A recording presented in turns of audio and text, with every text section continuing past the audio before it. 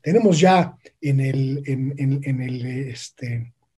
el contacto a un periodista a quien yo pues respeto mucho, tengo muchos años de conocerlo, pues prácticamente toda mi carrera, y bueno, una buena parte de la carrera de él.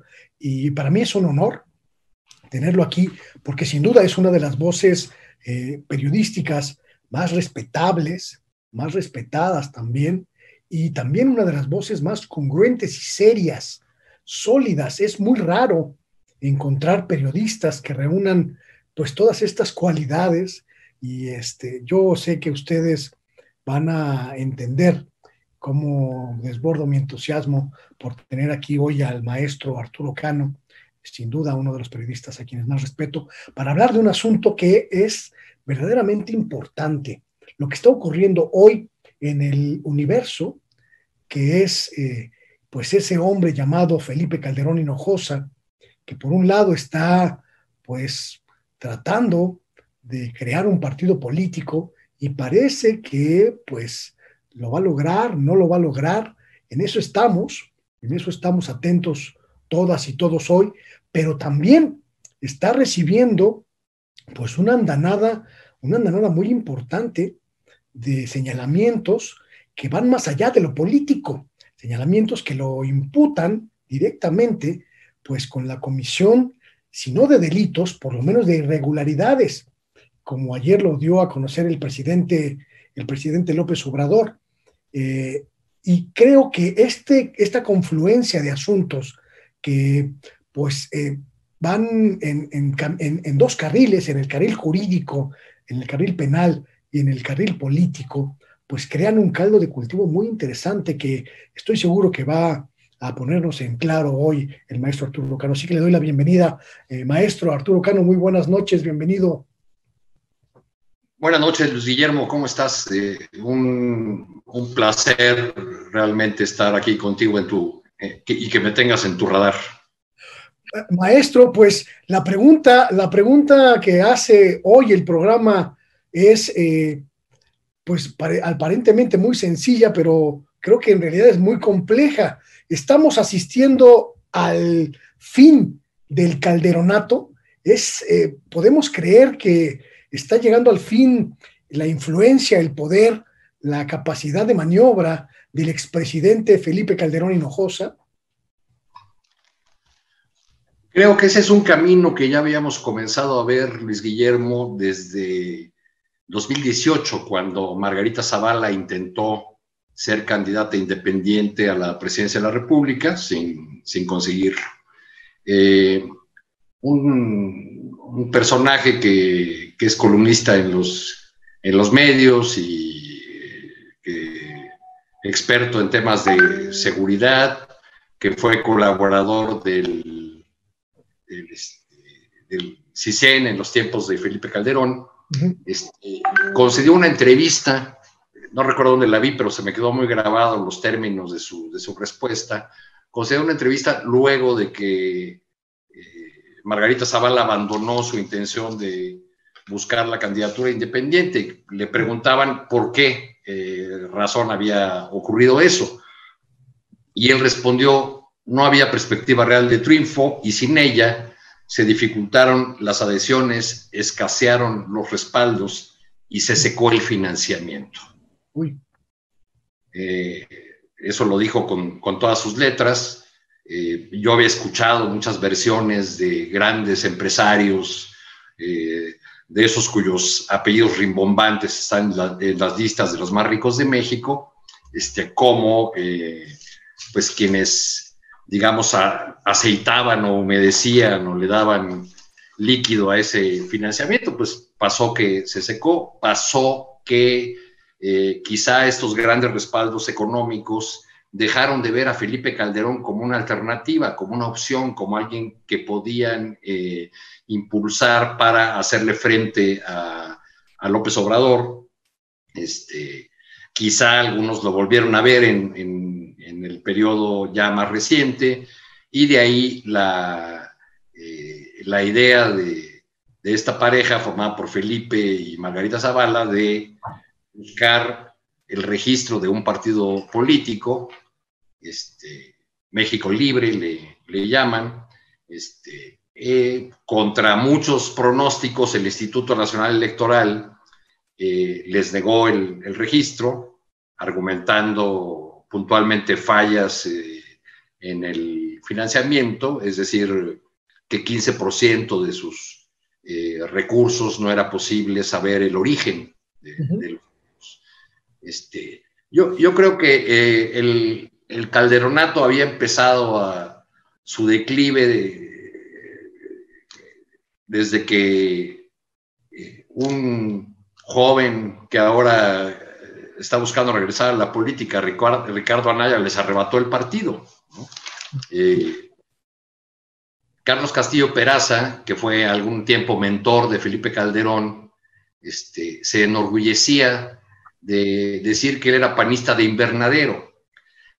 Perdón, que él era panista silvestre, no de invernadero. Ah, sí. Porque consideraba que personajes como Felipe, la propia Margarita, que habían nacido en cunas de militantes panistas, que habían sido panistas desde niño, pues eran los panistas de invernadero. Por cierto, Castillo Peraza terminó muy distante, muy alejado de Felipe Calderón. Ya no pudo ver en qué terminó, porque murió tempranamente, ya no pudo ver en qué terminó esa deriva de Felipe Calderón que arrancó el momento cumbre de su carrera política con el eslogan de ganar el gobierno si perdió una cosa y la otra, porque entregó el poder al PRI en el afán de que su adversaria Josefina Vázquez Mota no fuera la candidata presidencial del PAN, y perdió el partido porque prácticamente lo echaron de ahí. Un partido que, por cierto, había sometido durante su sexenio, había impuesto a los presidentes, había sometido a los consejeros, digamos, había desarrollado todas las prácticas que ahora, desde esta oposición que se victimiza, lamenta y reclama como ataques orquestados desde el poder.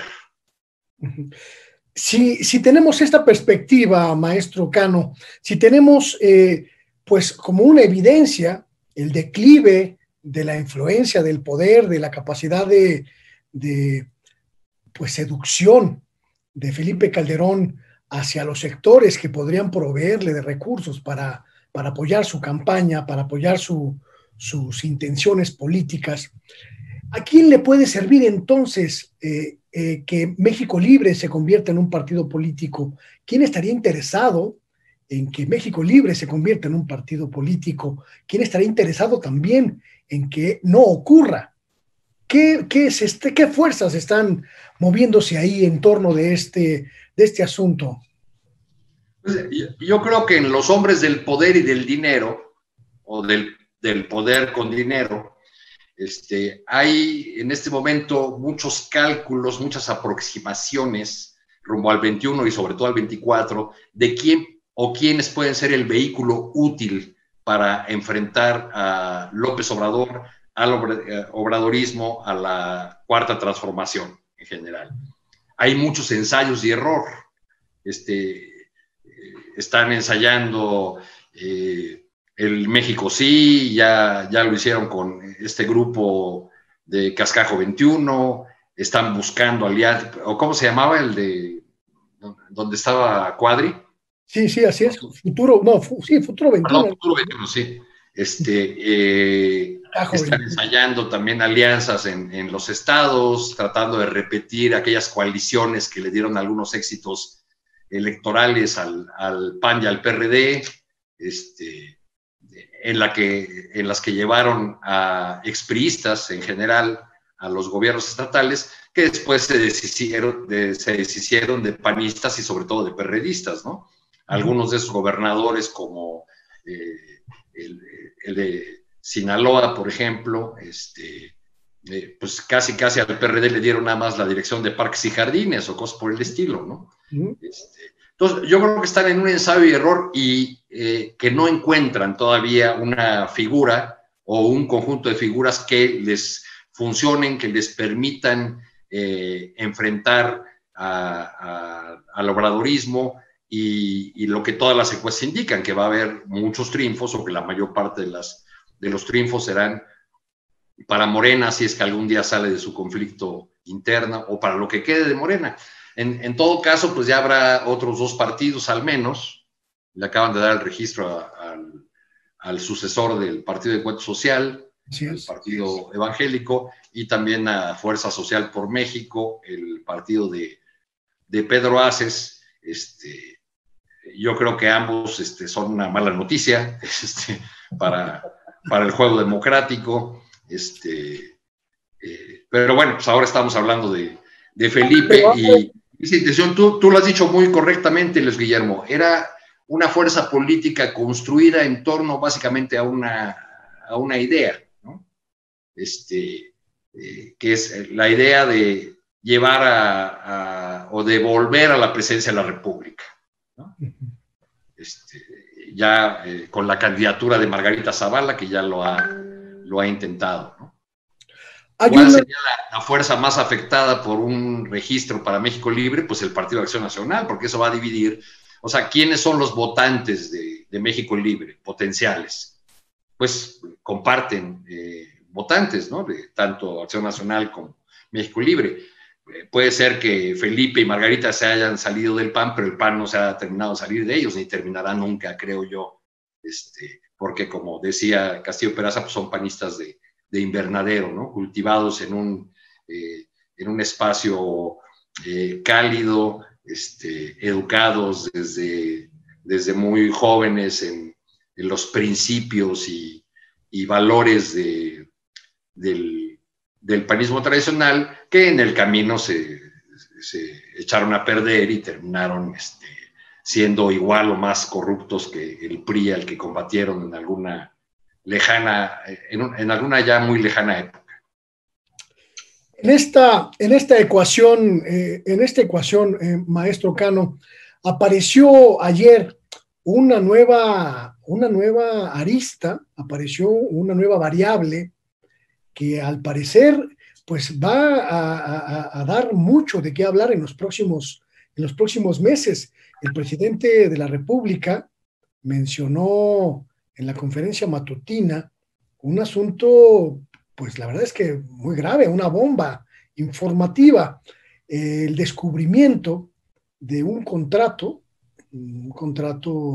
pues cuantioso, a favor de una empresa vinculada a Genaro García Luna, y el contrato fue concedido en el gobierno en los últimos días, digamos, en los estertores del gobierno de Felipe Calderón, y esto pues abre un flanco ya no solo político, sino también legal. Vamos a escuchar lo que dijo el presidente, porque me parece que es un asunto que mueve las fichas en este tablero de Felipe Calderón hacia un asunto que creímos que no, pues que no iba a tocar México y que se iba a concentrar en Estados Unidos, y ahora vemos que no, que aquí también hay indicios. Vamos a ver lo que dijo el presidente. Ayer me decía el secretario de Hacienda, y yo siempre digo lo que pienso, porque mi pecho no es bodega, de un contrato que firmaron 2 días antes de que concluyera el gobierno de Calderón, de una empresa vinculada a García Luna, un contrato para capacitar a funcionarios por $19 millones. Aquí está. Miren, y se deben casi $6 millones. Y saben que lo que se debe es para pagar un curso de capacitación que recibieron 3 personas ¿Saben cuánto tiempo tardaron los cursos de capacitación o el curso de capacitación para 3 personas? 1 hora y media. ¿Cuál es la empresa? Una empresa,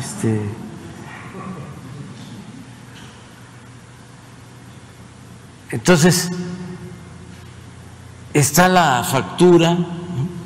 Y nos están pidiendo que paguemos, pues vamos a presentar denuncia. Pero todo esto, bueno, yo me enteré ayer. ¿Pero es una empresa ligada a García Luna o...? Empresa. ¿Cómo podemos leer, cómo podemos entender esta información, maestro Cano? ¿Cómo podemos saber qué alcances tiene lo que ha revelado la Presidencia de la República ayer? Y bueno, también por la tarde la propia Secretaría de Hacienda, que precisó pues de qué empresa se trataba y los alcances de esta denuncia. Pues yo no sé si recuerdas aquellas viejas balanzas de los mercados que iban poniendo una suerte de pesas, ¿no? Para equilibrar y así obtener el peso exacto de un producto.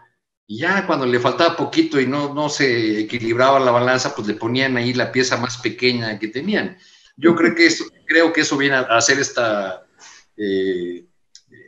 información que dio el presidente, porque lo que está encima de Felipe Calderón, pues es, por supuesto, que el caso contra García Luna en Estados Unidos, ¿no? Eso es la pieza, digamos, es el elefante encima de las intenciones de México Libre de obtener el registro como partido político. Y eso ocurre porque Felipe Calderón mismo convirtió el tema de seguridad en el eje de su gobierno, ¿no? Esa era su principal presunción, ¿no? ¿Recuerdas aquel discurso en el que dijo que esto iba a costar vida, sangre, etcétera, etcétera, pero que había que hacer el sacrificio? Claro, siempre y cuando lo sean otros, ¿no? Y bueno, la ignorancia que ha argumentado sobre la actuación de quien fue su brazo derecho en materia de seguridad, su hombre de toda confianza, pues es una sombra enorme que está ahí sobre sus intenciones de volver a la política, de volver a la escena nacional. Decía hoy Margarita Zavala en una entrevista radiofónica, luego de que se conoció el proyecto de uno de los magistrados para negarle el registro a México Libre o para no darle la vuelta a la decisión del Instituto Nacional Electoral, que en todo caso que los electores, que los mexicanos, que los ciudadanos nos pongan en nuestro lugar, ¿no? Pues yo creo que en términos de opinión pública, en términos incluso de opinión publicada, ¿no? La sociedad mexicana o mayoritariamente ha puesto en su lugar el intento de Felipe Calderón de regresar al poder o de regresar a la escena pública, como si no hubiera sumergido al país en una espiral de violencia, de muerte, de desapariciones, de abusos, de la que todavía no podemos salir, porque eso no lo podemos olvidar. Fue una herencia que dejó a los siguientes gobiernos al desatar esa lucha estúpida en contra de los cárteles del narcotráfico, con una estrategia totalmente fallida, involucrando a las Fuerzas Armadas, lanzando a las calles a la Policía Federal con una estrategia que convirtió a muchos elementos de ese cuerpo en sicarios de uno u otro bando. En fin, pues esa es una herencia que ya, aunque Margarita Zavala pida una segunda oportunidad, pues ya yo creo que ya es una cosa que la mayor parte de la sociedad mexicana juzgó, y ya no tiene intenciones de darle una segunda oportunidad. Sí, el Tribunal Electoral, este tribunal que ha tenido algunas decisiones erráticas, que no sabemos muy bien, bien a bien cómo se mueve y qué presiones resiste y qué presiones acepta, en fin, decide darle el registro, pues yo creo que va a ser muy difícil que con las revelaciones que vamos a ir viendo en los siguientes meses de García Luna y con otros asuntos que seguramente van a salir a la luz sobre la gestión de Felipe Calderón, pues va a ser muy difícil que se les conceda una segunda oportunidad. Está este caso que denunció el presidente el día de hoy, pero tampoco hay que olvidar que hay algunas aristas del caso Lozoya que no están solamente en el sexenio de Peña Nieto, sino que se remontan al gobierno de Felipe Calderón, porque ese proceso de desmantelamiento del sector energético y de petróleos mexicanos en particular, pues ya venía de atrás, pero continuó a todo tren durante el sexenio de Felipe Calderón, que en 2008 fracasó en su intento de una reforma como la que conseguiría energética, como la que conseguiría Peña Nieto 5 años después. ¿Hay alguna posibilidad, por remota que sea, de que el expresidente Felipe Calderón enfrente un proceso penal en México, dado este escenario? ¿Habrá alguna posibilidad de que el gobierno mexicano pues le meta una sorpresa a lo que ya se está preparando en los tribunales estadounidenses en contra de Genaro García Luna y, por supuesto, por puro impacto en el gobierno de Felipe Calderón? ¿Hay algún escenario en el que se pueda contemplar esto? Pues si nos atenemos a las recurrentes expresiones del presidente López Obrador en el sentido de que él quiere mirar al futuro, que no quiere, que incluso votaría en contra en la consulta sobre los hechos del pasado, porque busca reconciliación, pues no creo que hubiese posibilidades. Pero en estos tiempos de crispación, de polarización y además de tantos hechos inéditos que muchas veces no alcanzamos ni siquiera a procesar, porque cuando vamos entendiendo uno, ya viene otro conjunto de asuntos, pues yo creo que todo es posible, ¿no? Ya en estos tiempos uno tiene que hacer suya aquella máxima chocarrera del maestro Monsiváis que decía, o no entendí lo que está pasando, o ya pasó lo que estaba entendiendo. Es una cuestión en la que estamos enfrascados todos, maestro, porque lo que está ocurriendo, pues parece ser que día a día nos enfrenta a nuevas nociones, a nuevas formas de entender o de no entender lo que ocurre alrededor.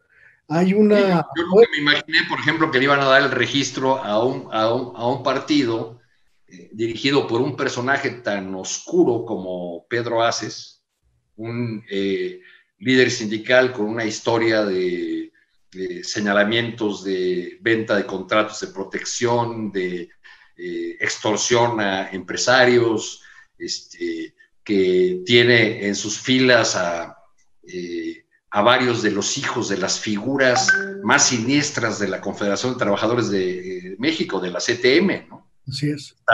Están en las filas de la CATEM, por ejemplo, el hijo de Guadalupe Uribe, que era uno de los golpeadores más tremendos de la CTM, ¿no? Aquel que tuvo que ver con una agresión a los trabajadores de Ford en huelga, que resultó con un trabajador muerto, el hijo de Neira, el líder eterno del sindicato refresquero de la CTM. Mira, Moncayo.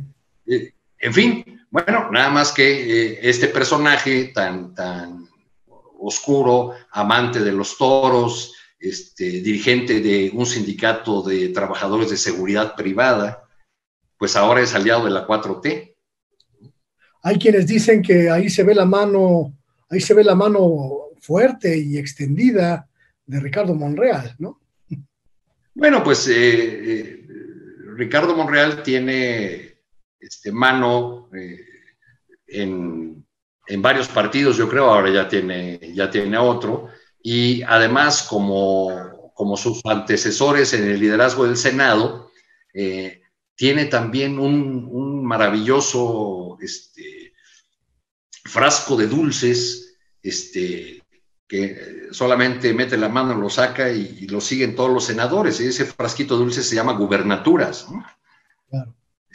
Muchas veces los senadores suelen, un escaño en el Senado suele ser el antecedente, el paso previo a una gubernatura, entonces pues todos están muy emocionados con que el liderazgo de Ricardo Monreal los va a llevar ahí, y pues ahora tendrá otra plataforma desde la cual impulsar su proyecto o sus intenciones de ser candidato a la presidencia o candidato a la jefatura de gobierno, la que perdió la vez pasada frente a Claudia Sheinbaum. Maestro, solo para cerrar esta conversación, me pregunto si esta dinámica en la que se encuentra hoy inmerso Felipe Calderón y su equipo más cercano de leales, pues va a tener algún impacto real que se pueda ver a través de reacciones en el PAN, en los movimientos de derecha y de ultraderecha, o si simplemente lo van a dejar morir solo, o lo van a dejar pues que continúe en esta que usted menciona, extinción, en este paulatino desaparecer de la escena política nacional. Hasta donde yo alcanzo a ver, estimado Luis Guillermo, y francamente no tengo muchos amigos en la ultraderecha, hasta donde alcanzo a ver, si nos guiamos solamente por las redes sociales, pues ya lo dejaron solo, ¿no? Por ahí hubo algún llamado del PAN, pero más de dientes para afuera, de que bueno, aquí siempre tendrá un lugar Felipe Calderón, etcétera, etcétera, pero yo no veo, digamos, que la victimización de Margarita Zavala o los reclamos de Felipe Calderón tengan eco más allá de su círculo cercano, de aquellos que les ayudaron a esta aventura de México Libre, que yo creo que el grueso de ellos fueron funcionarios o personajes que tuvieron alguna relevancia en el sexenio de Felipe Calderón. Claro. Pues habrá que esperar lo que ocurra en el tribunal. Va a marcar algunas pautas también. Si esto se confirma, pues veremos la extinción política de al menos una buena parte del equipo de Felipe Calderón. Si el tribunal decide pues contravenir la decisión del INE, pues también vamos a ver una buena turbulencia alrededor.